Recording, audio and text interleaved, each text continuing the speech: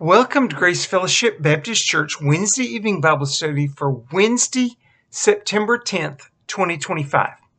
We are in the book of 2 Chronicles, chapter 14, starting in verse 2. Asa did what was good and right in the eyes of the Lord his God. He removed the foreign altars and the high places, smashed the sacred stones, and cut down the Asherah poles. He commanded Judah to seek the Lord, the God of their fathers, and to obey his laws and commands. He removed the high places and incense altars in every town in Judah, and the kingdom was at peace under him. He built up the fortified cities of Judah, since the land was at peace. No one was at war with him during these years, for the Lord gave him rest. Let us build up these towns, he said to Judah, and put walls around them with towers, gates, and bars. The land is still ours because we have sought the Lord our God. We sought him, and he has given us rest on every side. So they built and prospered.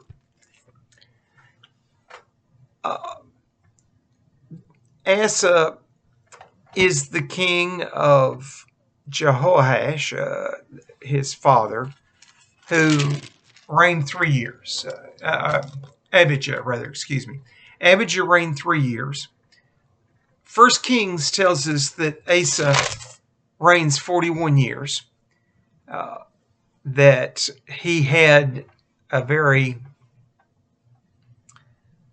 prosperous reign. He started out by reforming the land.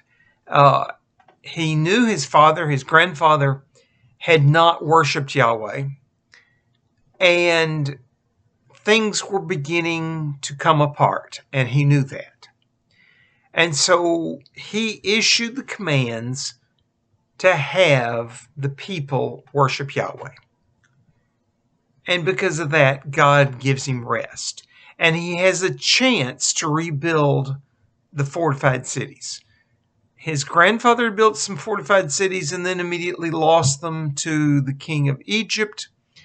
And he is now finally, decades later, able to rebuild those cities. It's been about 20 years. Verse 8. Asa had an army of 300,000 men from Judah, equipped with large shields and with spears, and 280,000 from Benjamin, armed with small shields and with bows. All of these were brave fighting men. Zara the Cushite marched out against them with a vast army and 300 chariots, and came as far as Mareshah. Asa went out to meet him, and they took up battle positions in the valley of Zarethath near Mareshah. Then Asa called on the Lord his God and said, Lord, there is no one like you to help the powerless against the mighty. Help us, O Lord our God, for we rely on you, and in your name we have come against this vast army. O Lord, you are our God. Do not let man prevail against you. So, interesting development. It's been less than 20 years since the king of Egypt invaded the land. Now, the Cushite king is invading the land. What this tells us is a lot of things are going on in the south. There was a king of Egypt, and he was powerful, and he had some Cushite allies and Libyan allies, and the third group down there and they invaded the land, and they conquered it because his grandfather Rehoboam had turned against God. And now the Cushite king is invading. Well, why would the Cushite king be invading Palestine, the Holy Land? The simple reason is they conquered Egypt. And so the Cushites have turned on their allies of 2 generations before. They've conquered the Egyptians, thrown the leadership of Egypt out, and they're marching north and conquering things. And they seem to have this vast army. It's big, it's battle hardened, and it comes into a new land. And unfortunately for them, they meet a man who worships the real God. And so he prays to God, Asa does, and because he prays, he asks God to help him against this vast army. It doesn't give an accounting of numbers. In a few verses later, it doesn't give an accounting of their deaths, but they had a vast army. Asa did not have any chariots. They were the equivalents of tanks in that day. So 500 chariots could easily turn the tide of war. Israel was not a land that was good for raising horses in. You basically had to import them. You could continue to feed them if you had them, but it was not a good place to raise them. Well, he doesn't have horses. He doesn't have chariots.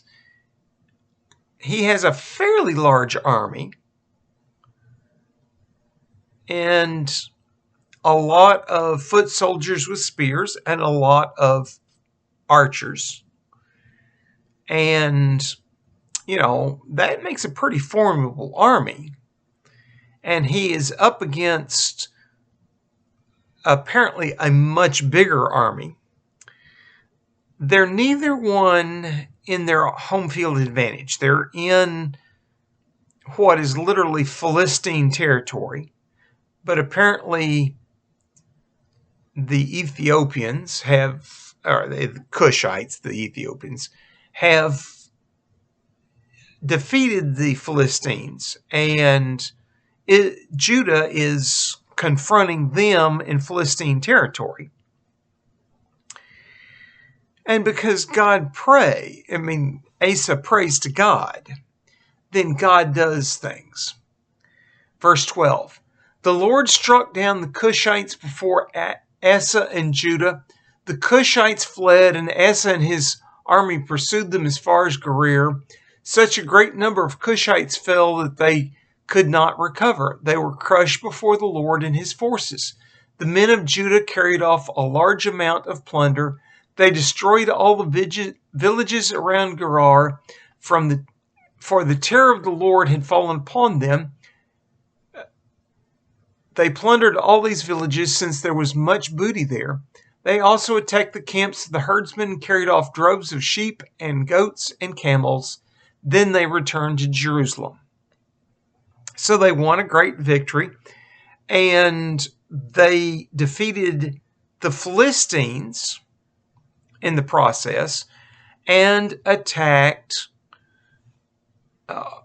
people they really didn't know all that well, that were basically Ishmaelites and other descendants of Abraham that were living out in the desert as herdsmen. Means Judah had essentially abandoned being a sheep-dominated economy. They had an agriculturally based economy. They did have some territory that was good for sheep, so they did have some sheep.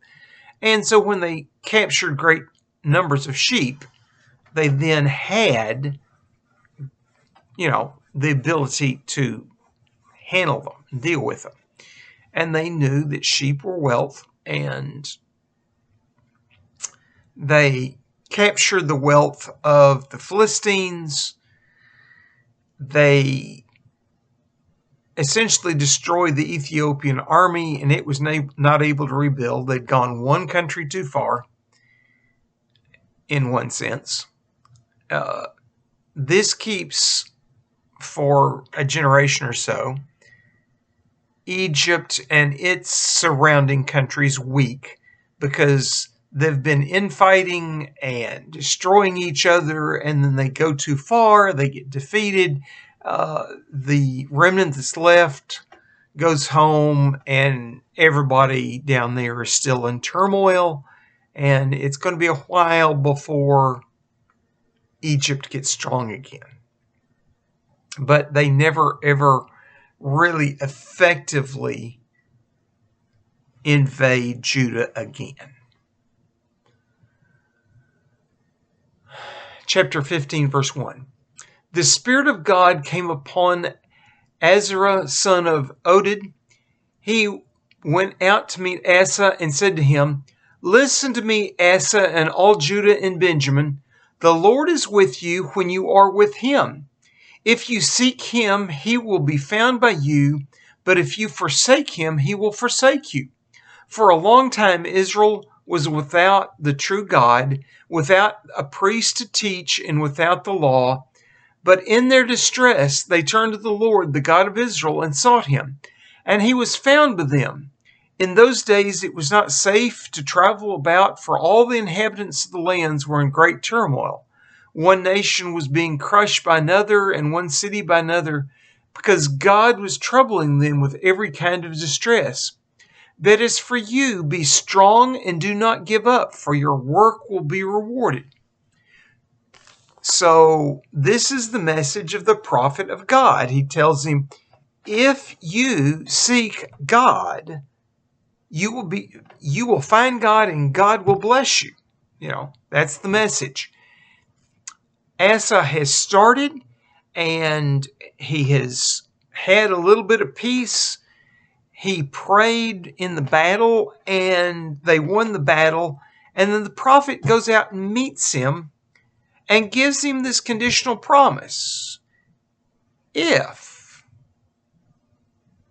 you seek him, you will be found by him. But if you forsake him, he will forsake you. So this is the same kind of conditional promise given to David, given to Solomon. David was a man after God's own heart. He stayed faithful to God. Yes, he made mistakes. He committed adultery. He committed murder. But when God confronted him, he said, yes, God's right. I was wrong. He repented. And while there are consequences, God still blessed. Asa has followed God at the beginning of his ministry, beginning of his reign, and he gets the same kind of promise. Solomon, his grandfather, when he was given that kind of promise, he started his reign well, but ended up worshiping other gods. And that's caused the problem that the prophet is referring to. It's been a long time since Yahweh has been worshipped correctly, and the land has fallen into disrepair, and people are worshiping other gods. Asa at this point has partially reformed the land. He's done things like tear down Asherah poles and destroy altars and stuff like that, but it's not a complete reform. He doesn't have the people with him. He's just being a king and being that absolute monarch and saying, don't worship these other things. So chapter 15, verse 8. When Asa heard these words and the prophecy of Azariah, the son of Oded, the prophet, he took courage. He removed the detestable idols from the whole land of Judah and Benjamin, and from the towns he had captured in the hills of Ephraim. He repaired the altar of the Lord that was in front of the portico of the Lord's temple. Then he assembled all Judah and Benjamin and the people from Ephraim, Manasseh, and Simon, who had settled among them, for large numbers had come over to him from Israel when they saw that the Lord his God was with him. They assembled in Jerusalem in the 3rd month of the 15th year of Asa's reign. At that time they sacrificed to the Lord 700 head of cattle and 7,000 sheep and goats from the plunder they had brought back. They entered into the covenant to seek the Lord, the God of their fathers, with all their heart and soul. All who would not seek the Lord, the God of Israel, were to be put to death, whether small or great, man or woman. They took an oath to the Lord with loud acclamation, with shouting and with trumpets and horns. All Judah rejoiced about the oath because they had sworn it wholeheartedly. They sought God eagerly, and he was found by them, so the Lord gave them rest on every side. So Azariah preaches this sermon, gives this message, and Asa is encouraged. He continues the reform he's made, continues wiping out all the idols and the other worship of other gods, and he brings everybody to Jerusalem, and they hold a great feast, worship God, and they renew the covenant and agree they're going to worship Yahweh, and they're going to clean the land of everybody that does not worship Yahweh. They're going to literally kill anybody, whether they're neighbors or relatives or clan members or foreigners or whatever, that doesn't worship Yahweh. And everybody rejoices. It's a great celebration. And so things look very good, and God gives them rest from war. This war with the Cushites is the only war they had for a very long time. And they prosper. Verse 16.